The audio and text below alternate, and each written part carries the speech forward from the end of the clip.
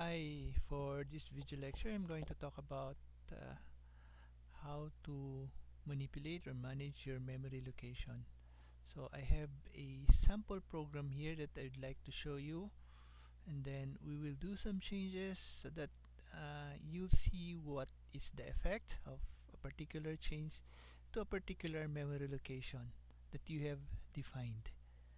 Okay, so I'm going to use interrupt21 function called 0a. So at the same time, this will help you with your assignment. Okay, so this is a sample program, but first let me copy and paste this program to our emulator, and then let's see what it does. Then I'm going to explain the program line per line. Wait.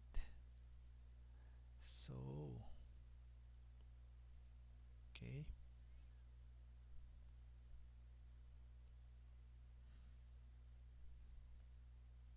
So the program is, since I've used interrupt21 function call 09, so it will wait for a string input.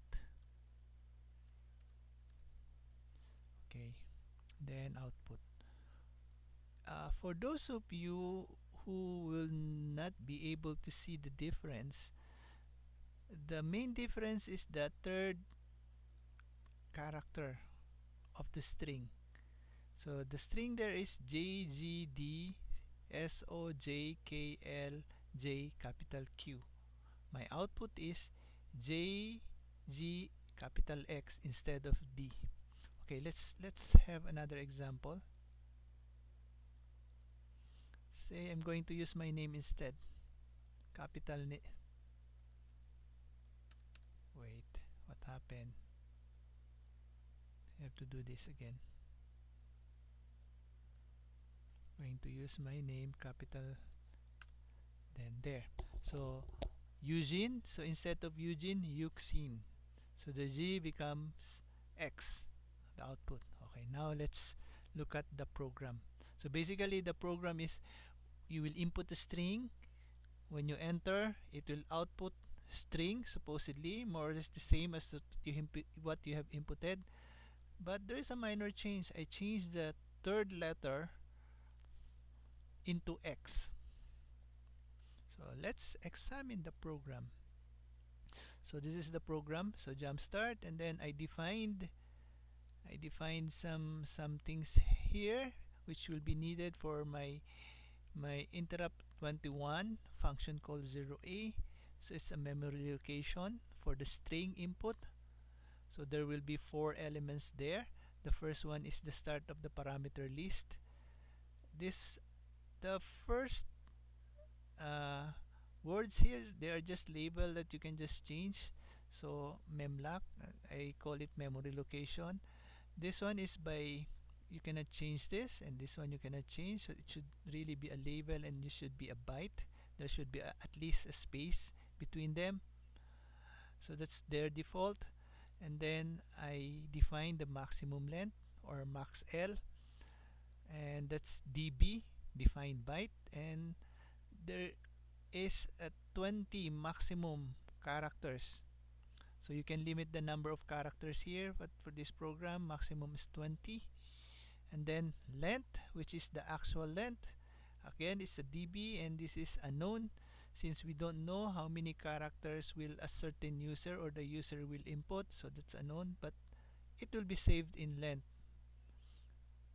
And then we have string Z again is defined byte, and there will be 21 characters with duplicate, 21 dup dollar sign.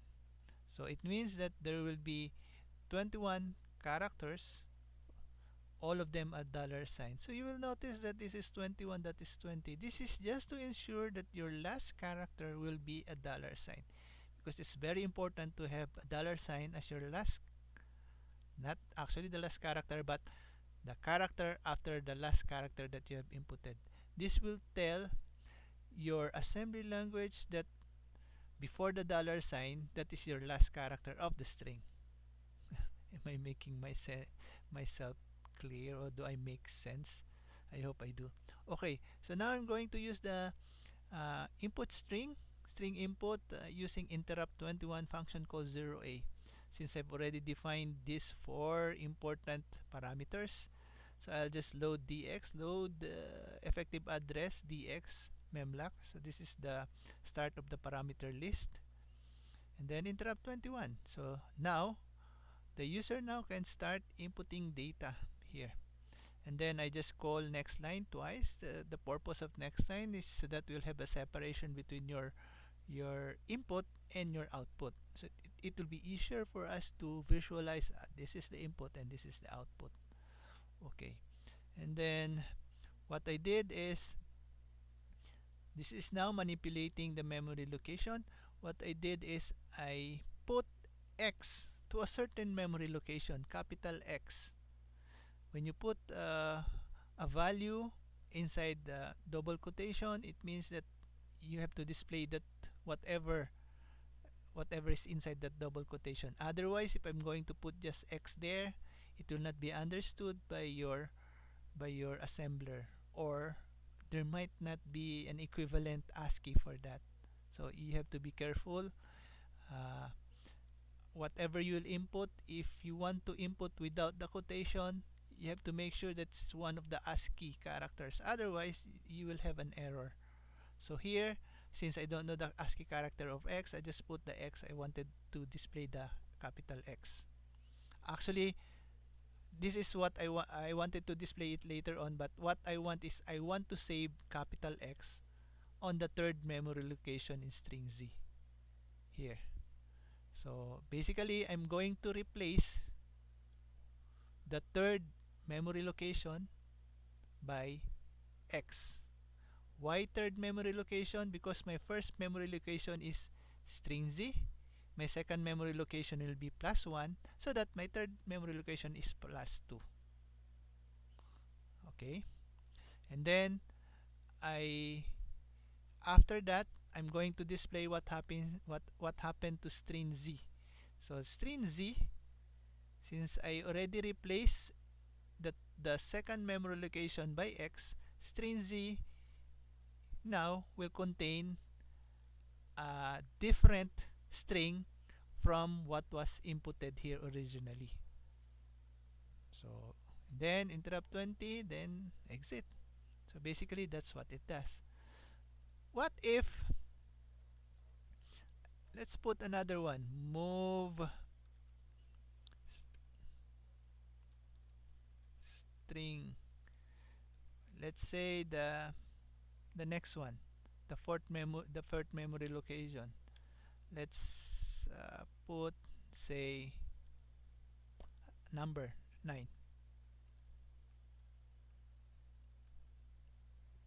So let's copy and paste this again. So we already know what will happen. The third and fourth memory location will be will change.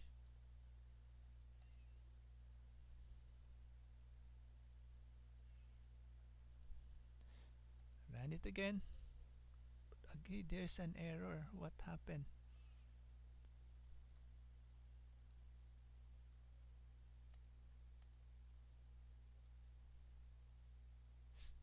No, string Z. This one. Mali spelling. There, you have to be careful with the spelling, otherwise you'll have error. So, that's the error. So again, there, X9. The third and fourth were changed. So from ST, it became X9. So that's how you do it.